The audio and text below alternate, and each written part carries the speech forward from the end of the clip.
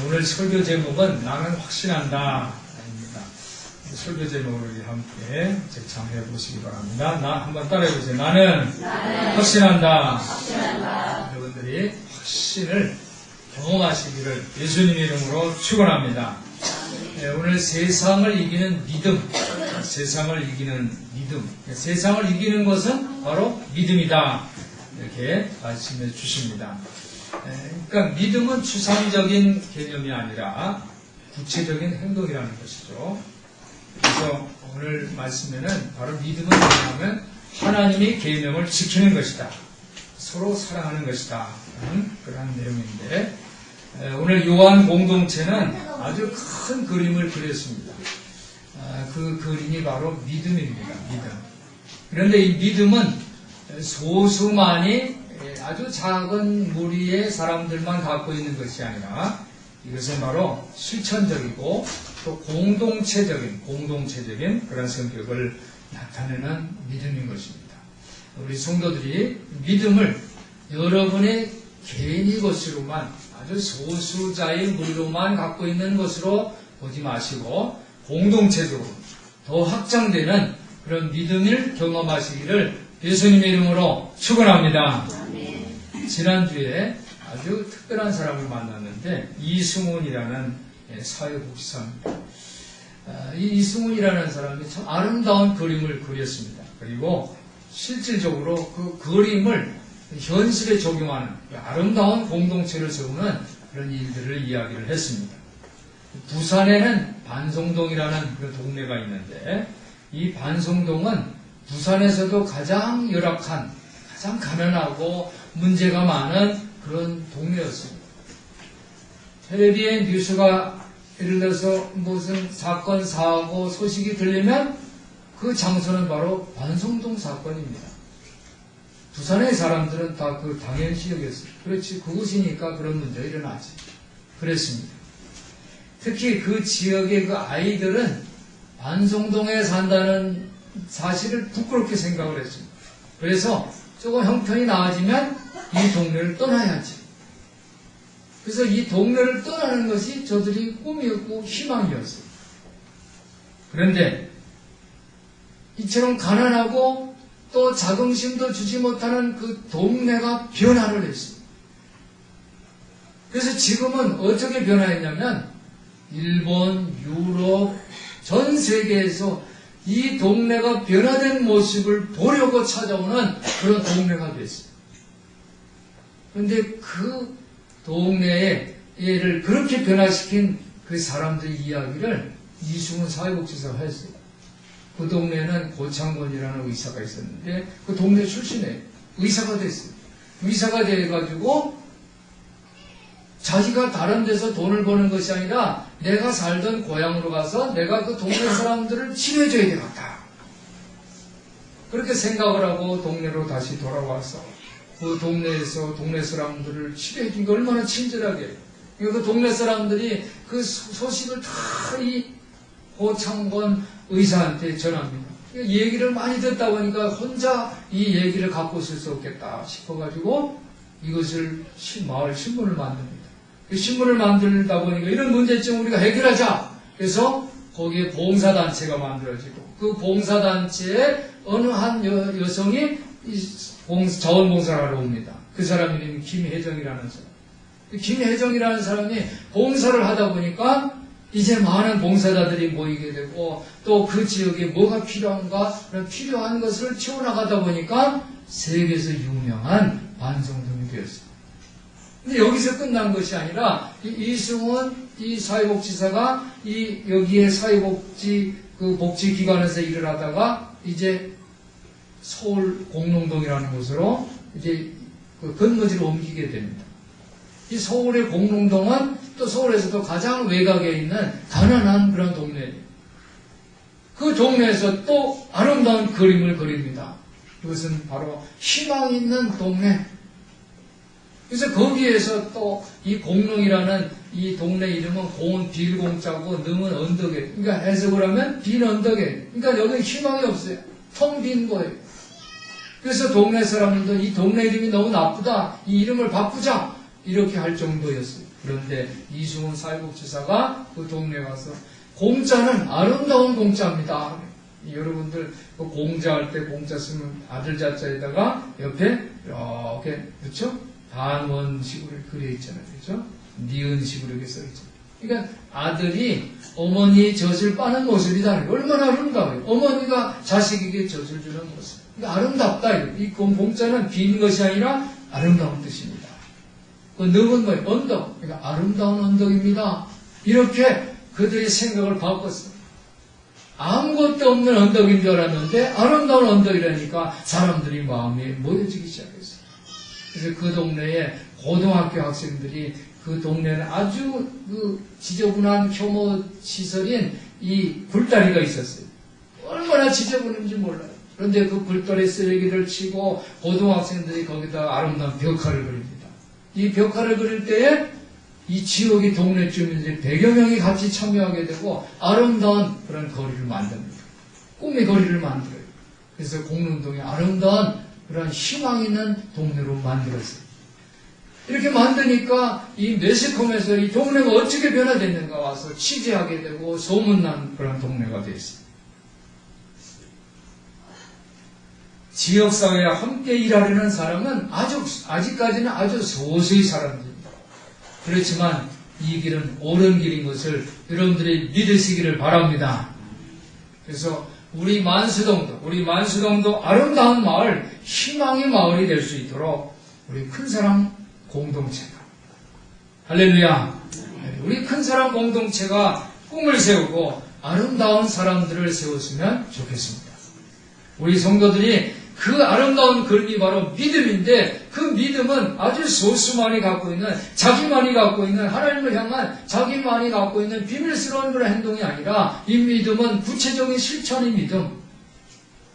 지역을 섬기면서 더 그 숫자가 더 많아지는 그런 믿음의 공동체를 세워나가는.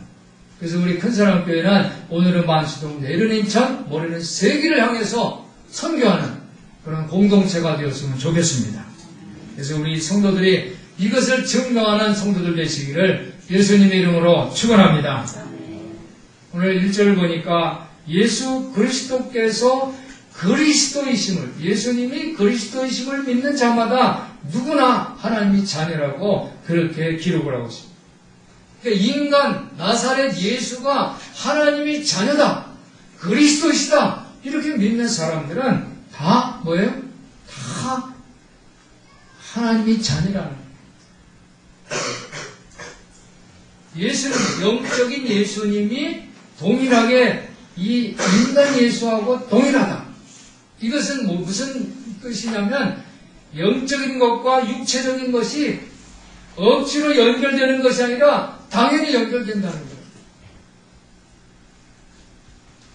하나님은 예수님을 낳음으로, 독생자 예수 그리스도를 낳음으로써 영적인 것과 육체적인 것을 본래부터 연결시켜 주셨어요. 이것을 믿으시길 바랍니다. 그래서 우리가 신앙생활을 할 때에 하나님, 보이지 않는 영적인 하나님을 향한 그런 교제만 신앙생활이 아니라 영적인 것과 육체적인 것이 당연히 연결되어 있는 것처럼 우리가 영적인 하나님을 향한 교제도 하지만은 육체적으로 인간 상호 간의 교제를 통해서, 이웃의 섬김을 통해서, 이웃을 사랑함을 통해서 하나님의 독생자인 예수님이 하나님의 자녀인 것을 믿는 모든 그리스도인들을 사랑하는, 섬기는 그런 우리 성도들 되시기를 주님의 이름으로 부탁을 드립니다. 그래서 우리가 이러한 믿음을 가질 때에 이 영과 육이 연관되고, 이런 믿음을 가질 때에 우리가 다른 사람들을 사랑할 수 있고, 또 이런 믿음을 가질 때 우리가 하나님의 자녀로 탈바꿈되는 것을, 변화되는 것을 믿으시기를 바랍니다. 그래서 우리가 이러한 믿음을 통해서 만수동 지역사회가 변화되고, 우리 교회의 그 표처럼 아이들을 사랑하고 어른을 섬기는 그런 꿈이 있는 공동체를 만들면 얼마나 좋겠습니까? 이미 우리 큰사랑교회는 이러한 공동체가 있는 것을 여러분들이 자랑스럽게 여기시기를 예수님의 이름으로 부탁을 드립니다. 이것이 바로 세상을 이기는 믿음이에요. 한번 따라해요. 세상을 이기는 믿음. 네, 믿음. 믿음은 세상을 이기는 믿음이에요. 세상을 이긴다니까 세상을 무너뜨리고 쓰러뜨리고 다 파멸시키는 것이 아니라 이 세상에 하나님의 사랑을 증거하고 예수 향례를 드러내는 거예요. 예수님이 그리스도이십니다. 메시아이십니다. 나의 구세주십니다라고 믿는 모든 사람들에게 우리가 그들을 사랑하는 그런 바로 행동이 바로 세상을 이기는 믿음인 것을 우리 성도들이 기억하시기를 바랍니다. 우리 각자는 하나님을 각자 추구를 해요. 모든 사람들이, 신앙의 사람들은 다 하나님을 추구를 해요. 하나님 만나고자 합니다. 하나님 만나려고 해요. 그런데 그 만나는 모습이 다르다는 거예요. 어떤 사람들은 하나님을 만나려는 그 탐색 기간이 아주 짧아요. 하나님 앞에 신앙생활 하는데 짧아요. 중간에 끝납니다. 중간에 그것을 포기하고 내려놓습니다. 그러나 어떤 사람은 그 탐색 기간이 그 자기의 그 생명 있는 동안 평생 동안 지속하는 그런 사람들이 있습니다. 우리 성도들은 하나님을 추구하고 하나님을 탐색하는 이 믿음의 길, 신앙의 길, 이 길을 여러분의 전 생애 동안, 평생 동안 지속하시기를 예수님의 이름으로 축원합니다. 오늘 기쁜 소식은 바로 이것입니다.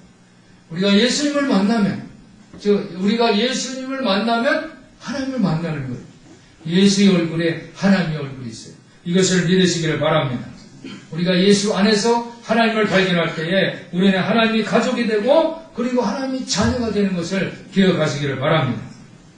오늘 요한 기자는 아버지를 사랑하는 사람은 누구나 그 자녀들을 사랑한다고 했어요.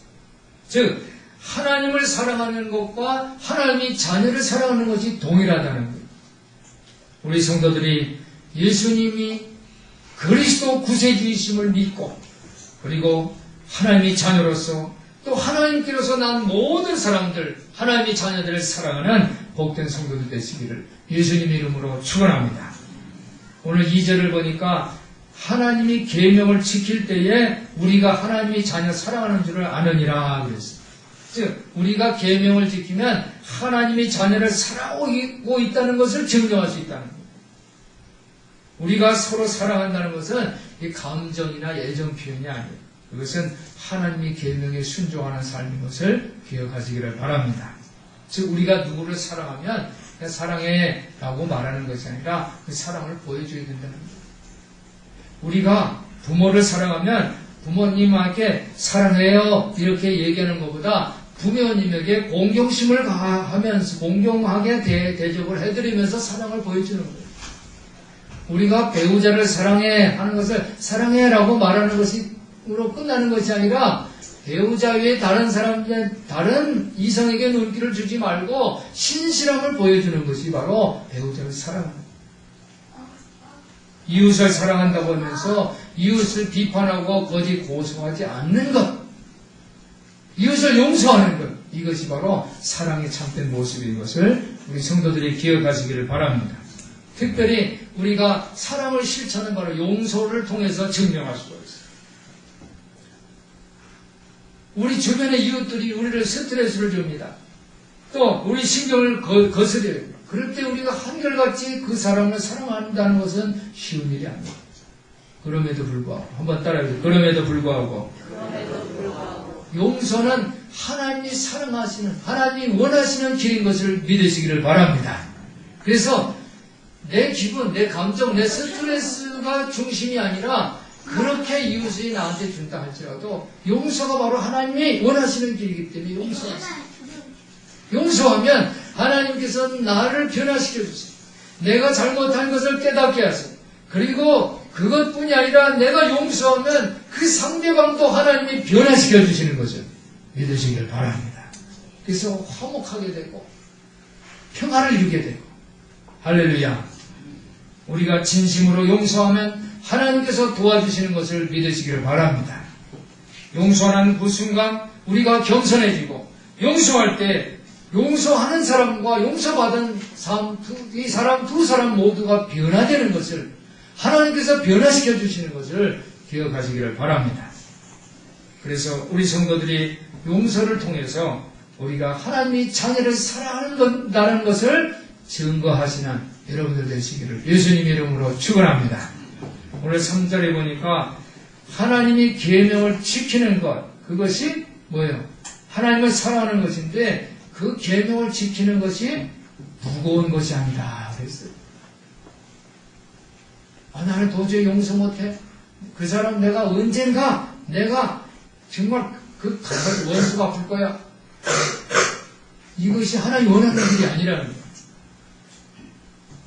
이 하나님의 계명을 지키는 것은 무거운 것이 아니라고 그랬어. 무거운 것이 아니라는 건 뭐예요? 누구나 나를 쫓아내려거든 예수님 말씀하셨죠. 자기 십자가를 지고 나를 쫓을 것이니라 그랬죠. 근데 자기 십자가가 무거운 게 아니라는 거예요. 왜? 하나님께서 예수께서 그 십자가를 들어주시기 때문에 나의 문제를 하나님께서 해결해 주시는 것을 믿으시기를 바랍니다. 야고보 사도는 이 말에 전적으로 동감하면서 이렇게 말을 했어요. 그러니 듣기만 해서 자기를 속이는 자가 되지 말고 말씀대로 실천하는 사람이 되십시오. 그러면서 예를 들어 설명을 했는데 어떤 형제나 자매가 헐벗고 먹을 양식이 없어요. 그런데 그에게 가가지고 아무것도 주지 않으면서 평안히 가서 몸을 따뜻하게 녹이세요.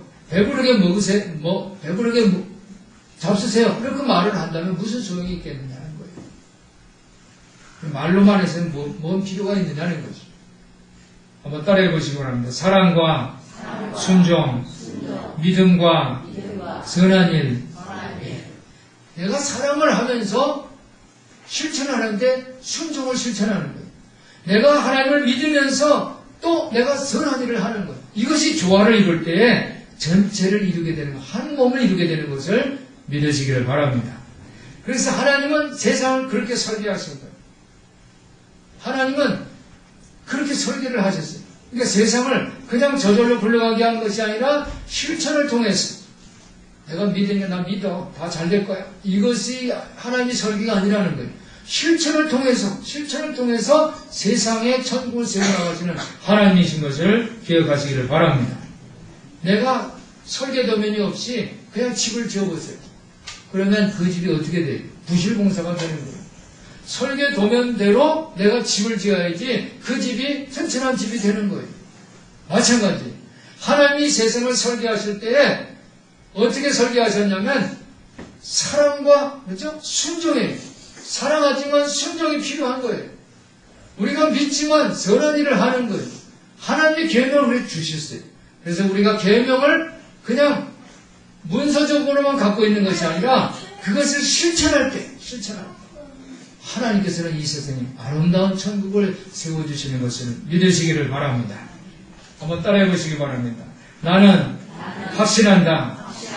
우리 성도들이 이런 하나님이 설계도면에서 이 세상에 천국을 세우시기를 예수님 이름으로 축원합니다. 그래서 4절 5절에 보니까 세상을 이기는 이김에 대해서 그렇게 기록을 했는데 그 세상을 이긴 이김이 뭐냐면 이것이니 곧 우리의 믿음이니라 그랬어요. 하나님의 자녀, 믿음 있는 자녀들은 누구나 다 세상을 이긴다는 거예요. 우리 성도들이 세상을 이기시기를, 승리하시기를 예수님 이름으로 축원합니다. 여러분들이 세상을 이기세요. 여러분들 누구나 이 세상을 살 때 힘들고 어려움이 있어요. 물질의 문제, 건강의 문제, 자녀의 문제, 인간관계의 문제, 모든 문제가 있어요. 그렇지만 믿음은 세상을 이긴다고 했어요. 여러분이 믿음을 통해서 세상을 이기시기를 주님의 이름으로 축원합니다. 세상을 이기는 사람이 누굽니까? 그것은 바로 예수님이 하나님의 아들이라는 것을 믿는 사람들이에요.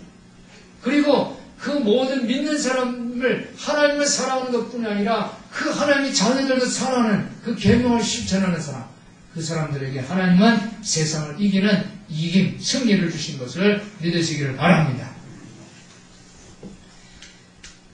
오늘 사도 바울은 이렇게 고백을 했습니다. 나는 확신합니다. 죽음도 생명도 천사도 권세의 천신들도 현재도 미래도 능력의 천신들도 높음도 깊음도 그 어떤 피조물도 나를 예수님이 사랑해서 떼어낼 수 없습니다. 이렇게 고백을 했어요. 우리 성도들이 이런 믿음을 가지시기를 예수님 이름으로 축원합니다. 여러분이 지금 현재, 지금 앞으로 어떤 일이, 어떤 피조물이, 어떤 그 능력이나 권세도 여러분을 흔들 수 없다는 거예요. 그것은 예수님 우리를 사랑하시기 때문에. 우리가 세상에 이런 믿음이 있기 때문에. 이런 고백자가 되시기를 주님의 이름으로 축원합니다. 오늘 6절을 보니까 물과 피에 대해서 언급을 했어요. 물은 세례의식을 펴는 그 성찬식을 상징할 수가 있어요. 그렇지만 오늘 요한 공동체는 물과 피로, 이는 물과 피로 임하신 자니 곧 예수 그리스도시라 물로만 아니요 물과 피로 임했다고 했어요. 물과 피로. 뭐 따라해보세요. 물과 피로.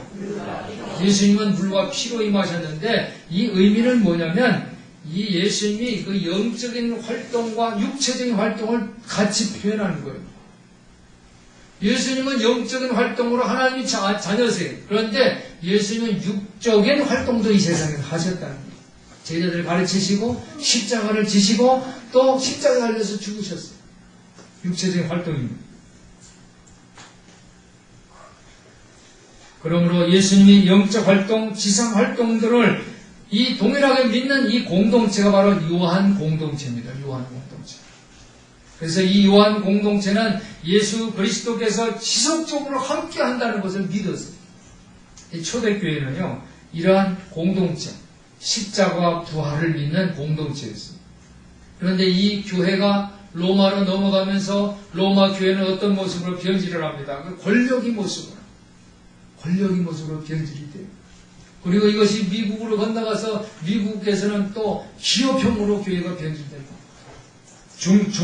그 전에 중세교회는 또 사리사욕, 세상을 속이고 자기를 속이는 그런 교회의 모습, 타락한 모습을 보여줬어요.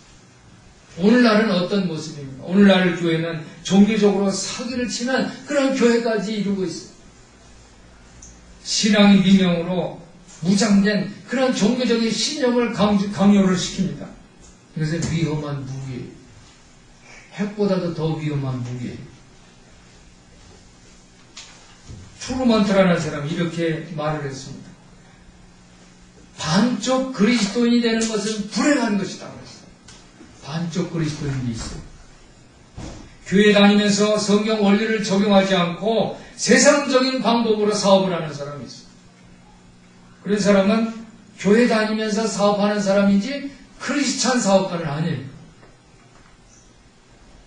참된 크리스찬 사업가는 하나님의 말씀, 예수 그리스도의 가르침을 실제로 적용하면서 사업하는 사람들이에요. 우리 교회에 사업하는 분들은 다 크리스찬 사업가들 되시기를 예수님 이름으로 축원합니다. 직장인도 마찬가지예요. 직장인도 예수님의 말씀을 직장에서 적용하는 사람들이 진정한 크리스찬이에요. 그렇지 않고 세상적인 방법으로 직장을 생활을 하면서 교회에 출석하는 것은 반쪽 그리스도입니다. 학생도 마찬가지입니다. 주님의 말씀을 학교 생활에 적용하는 거예요. 그냥 학교 다니는 것을 좋은 직장 다니기 위한 그런 목적으로 학교를 다니는 그 반쪽 그리스도입니다.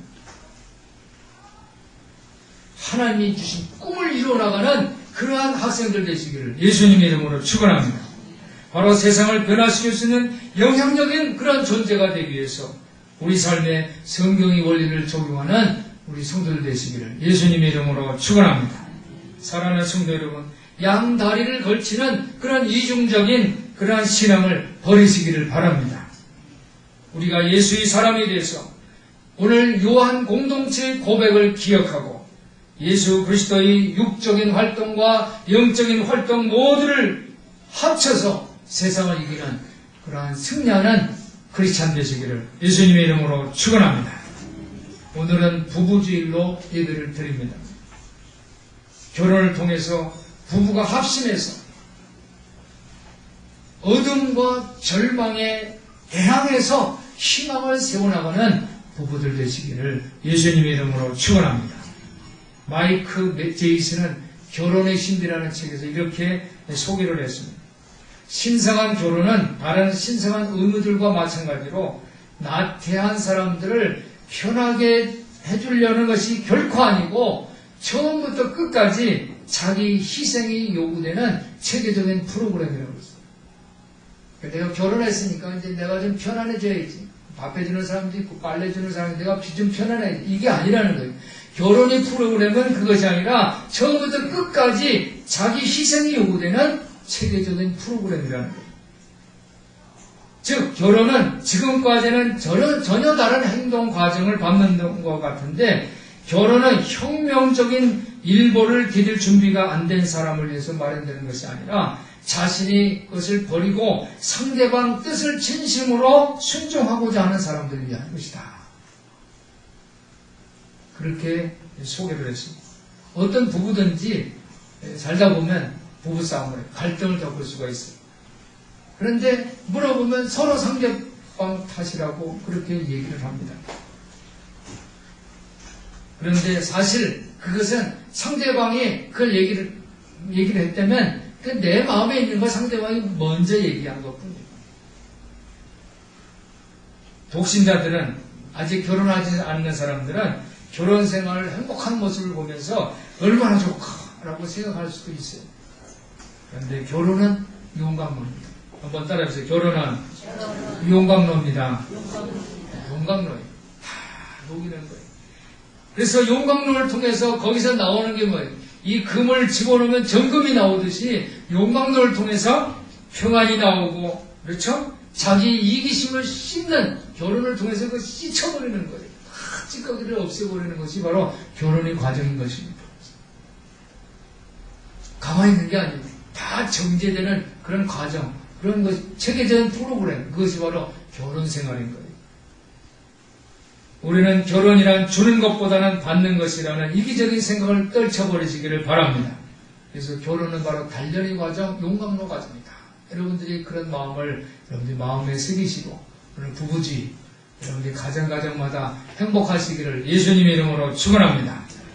사랑하는 성도 여러분, 오늘 우리는 세상, 지역사회, 가정, 부부를 변화시키는 아름다운 그림을 그리시기를 예수님의 이름으로 부탁을 드립니다. 그래서 그 일을 해서 먼저 부부가 또 가정이 희망을 세우시기를 바랍니다. 오늘 저는 이승원 사회복지사를 통해서 부산의 관성동과 또 서울의 외곽도시 공릉동이 변화된 그런 실천 사례를 소개를 해드렸어요.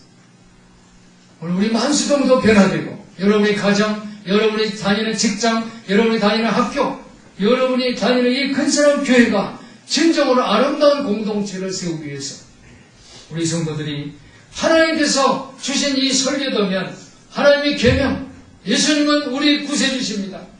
하나님은 우리의 아버지십니다. 나는 하나님을 아버지로 고백하는 모든 우리의 동료 그리스도인들을 사랑하겠습니다. 이것을 실천하겠습니다. 믿음이 나의 개인의 그러한 그 내 속에 있는 내부적인 그러한 실천 고백이 아니라 밖으로 드러내서 다른 사람을 섬기고 사랑을 증명하는 그런 사람들이 되겠습니다. 라고 고백하는 이 시간 되시기를 예수님 이름으로 축원합니다. 축원합니다. 기도하겠습니다. 사랑이 많으신 하나님 아버지, 우리 성도들이 하나님의 설계도면인 예수 그리스도를 믿는 그 믿음과 하나님께로부터 난 자들을 사랑하는 그 계명을 지킴으로써 세상을 변화시킬 수 있는 영향력 있는 진정한 그리스도인들이 다 되게 하여 주시옵소서. 우리 주 예수 그리스도 이름으로 기도하옵나이다. 아멘.